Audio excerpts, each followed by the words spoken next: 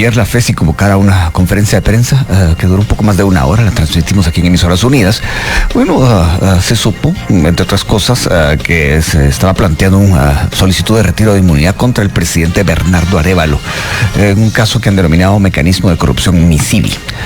Una investigación que se origina en una denuncia hecha por Ricardo Méndez Ruiz de la Fundación contra el Terrorismo, quien ha señalado al mandatario de crear un mecanismo de pago arbitrario fuera del marco legal.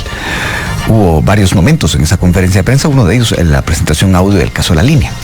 Para platicar acerca del tema, hacer un análisis de ello, hemos invitado por la vía telefónica al ex titular de la FESI, al licenciado Juan Francisco Sandoval. Licenciado Sandoval, gracias por atender esta llamada. Buenos días. Buenos días, Luis Felipe, mucho gusto. Le agradezco mucho que haya tomado la llamada, licenciado, y quisiera empezar preguntándole lo siguiente.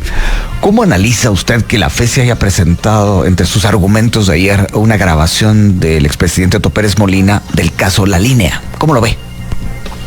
Bueno, lo veo como un intento de justificar las acciones desarrolladas, teniendo como parámetro un caso en el que la ciudadanía guatemalteca impulsó o aplaudió muchas de las acciones que realizamos en su momento, pero son situaciones diametralmente distintas. No puede usted comparar un caso donde se hizo acopio no solo de una conversación telefónica, sino de una cantidad de material probatorio y que permitió determinar la responsabilidad del gobernante en una estructura criminal de defraudación aduanera, con un caso donde se pegó un audio. Resulta de que la Superintendencia de Administración Tributaria mostró un complejo de empresas y sociedades utilizadas para participar en algunos concursos públicos, y eso lo amarraron algunas publicaciones de prensa. Entonces es un caso donde la utilización de esa conversación telefónica tuvo por objeto tratar de justificar o de aminorar o amortiguar las críticas en este y en muchos casos, pero ustedes ven, perdónenme la expresión, Luis Felipe, su programa es muy importante, el mamarracho de investigación que presentaron para golpear al gobernante. Fue incapaz el fiscal Curuchiche de responder a las interrogantes si en realidad lo que estaba haciendo era investigar un hecho delictivo o simplemente se trataba de una acción más para estigmatizar al actual gobierno. Bueno, entre otras cosas, siguiendo con el tema de la conferencia de prensa, licenciado Sandoval, hablaron de fuentes públicas y de publicaciones de prensa. ¿Qué opina usted de eso? Bueno, las publicaciones, me parece irónico, yo hice una publicación hoy en la mañana, que las publicaciones de prensa las utilizan para criminalizar a los periodistas cuando los critican por sus acciones corruptas, en el caso del Ministerio Público, pero ahora pretenden utilizar publicaciones, la mayoría del 2020, 2021, con el propósito de tratar de ir amarrando, es que esta empresa resulta que se le realizó un pago. En el caso de las fuentes abiertas, pues pueden servir muy bien de análisis, de contexto, de información, pero ese no es ni siquiera material indiciario. Le pongo un ejemplo. En el año 2015 una revista hizo una publicación con relación a la utilización de la Policía Nacional Civil en actos de corrupción. De ahí surgió el caso Patrullas, pero para que nosotros llegáramos a presentar algo a los tribunales, sí, nos sirvió como noticia criminal la publicación de prensa, pero a partir de ahí se obtuvo información de los concursos públicos, información financiera, información tributaria que permitió establecer que de hecho existía una gran red de corrupción utilizando una dependencia de la PNC. Pero aquí lo que hicieron, imagínense, tanto tiempo que se ha denunciado la corrupción en los temas de construcción. Nosotros dejamos ahí el caso construcción y corrupción, que lo echó a perder este Ministerio Público para proteger a Alejandro Sinibaldi. Pero ahora resulta que a la semana de que la SAT publicó un caso, ellos armaron esto que de verdad es vergonzoso, y con la adición de los adjetivos de naturaleza política utilizados por el fiscal de la FESI. Aguanten ustedes, ahora resulta que Bernardo Arévalo es el responsable de toda la corrupción e impunidad en Guatemala. Es de verdad una falacia y que va en contra de la función que le corresponde a él como fiscal. ¿Qué opina usted específicamente de esa declaración? ¿Cómo la analiza desde la perspectiva legal? Pues, hablemos como, lo dijo un fiscal, el titular de la FESI, y en el contexto político en que esta frase se dice. Lo que yo advierto, Luis Felipe, es de que cómo han cambiado las valoraciones con respecto a la actuación de los fiscales. Imagínese usted de que yo, siendo servidor público hace 5 años, yo hubiera hecho una afirmación de esa naturaleza. Cuestionó inclusive a Alejandro Yamatei, decía que mis actuaciones eran ideológicas porque alguna vez hice alguna crítica a algo que hicieron en el gobierno.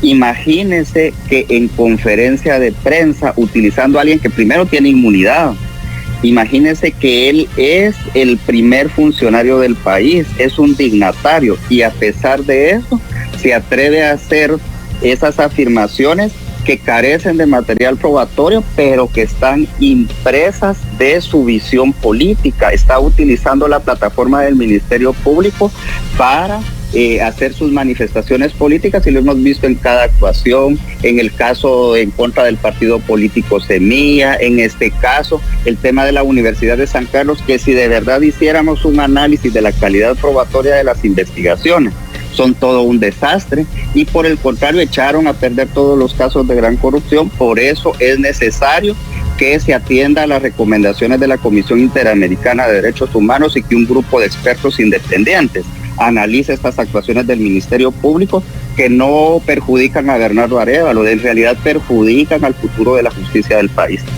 Cuando usted dice que echaron a perder casos de corrupción que se dejaron montados antes, montados en el sentido legal, la pregunta es, ¿cómo? ¿Cómo podría usted explicarle a la audiencia, según su visión, por qué se echaron a perder esos casos? Pónganos un ejemplo. Le doy un ejemplo. En el caso Construcción y Corrupción, revocaron el convenio de colaboración eficaz, o sea, ahora ya la figura de la colaboración no existe, y la cambiaron por una aceptación de cargos. Le pongo el ejemplo de Annelise Herrera. Esa mujer arriesgó su vida, su integridad, poniendo de conocimiento lo que ella supo de los actos de corrupción que se cometieron en el Ministerio de Comunicaciones. Ella detenida, y resulta que a pesar del material probatorio que brindó, la persona quien se benefició de los millonarios sobornos recibidos en esa administración, protegidos por Consuelo Porras, por ponerle un ejemplo, ya que se está hablando del tema de comunicaciones. Y así le puedo hacer un inventario de cada uno de los casos en el que pareciera que estamos en el mundo al revés. El actor corrupto protegido por Consuelo Porras, y quien tuvo el valor de declarar y de definir cómo se cometieron los actos de corrupción, están siendo perseguidos. Entonces, es innumerable la cantidad de ocasiones en que ha ocurrido. Los señalamientos ayer hechos por la FESI en contra del gobierno, concretamente contra el presidente Bernardo Arévalo, fueron descritos por el gobierno como disparates. Usted también usó un término muy peyorativo para describir este planteamiento. Cuando usted dice que esto es así, que realmente no tiene sustento, digamos, ¿cómo lo explicaría así en un PowerPoint, digamos, verbal, en 3 o 4 puntos? ¿Por qué dice usted que esto no se sostiene? Bueno, en primer lugar, no se sostiene porque parte de inferencias del fiscal partiendo de prejuicio. Imagínese la primera premisa: el presidente Bernardo Arévalo es el responsable de toda la corrupción e impunidad que existe en Guatemala. En segundo lugar, vemos cómo se utiliza un audio de un caso de hace 9 años, exitoso por cierto, porque a pesar de lo que ha ocurrido con el sistema de justicia, fueron condenados los principales responsables, aunque en este momento estén disfrutando de libertad, y lo hicieron únicamente con el afán de justificar. Y en tercer lugar, si usted ve las 69 diapositivas de la presentación, lo único que hacen es cortar una parte de la presentación del caso de la SAT, pegar también lo contrato al que está obligado a cubrir el gobierno, y luego una publicación de prensa donde en alguna otra época hablaron de ese hecho o de ese evento.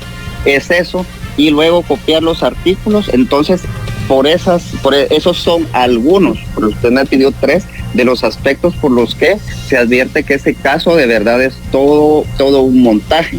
Inclusive obviaron hacer acopio de que la Constitución de la República, en el artículo 183, y la ley del organismo ejecutivo en el artículo 6 estipula la manera en que va a actuar el presidente de la República como máxima autoridad del organismo ejecutivo. Imagínense si ni siquiera al ministro de Comunicaciones, a un ministro, porque estamos hablando de administración pública centralizada, si ni siquiera un ministro puede instruir, entonces, ¿de qué está hablando el Ministerio Público? Usted seguramente escuchó el audio en cuestión, este audio en el que se destituye a la hoy exministra Yasmín de la Vega. ¿No incurrió el presidente Arévalo en un error al hacerlo por esa vía? El error considero que fue haber nombrado a una persona que está vinculada con el tema de las constructoras. Pudo haber sido un error. El otro es que la ministra, imagínense, se atrevió a grabar desde otro teléfono la conversación de una persona que tiene inmunidad, ya que hicieron... La ministra lo niega, dice que se somete al polígrafo y que niega pues totalmente esto. De haber no lo grabó el presidente de la República, o la Fundaterror de plano grabó ilegalmente el presidente, pero no puede negar algo que es tan obvio y notorio. Pero ya que están hablando de la interceptación del caso La Línea de hace unos años, no estaba intervenido el presidente J. Pérez Molina, el expresidente, sino hubo otra tercera línea interceptada, captó esa conversación.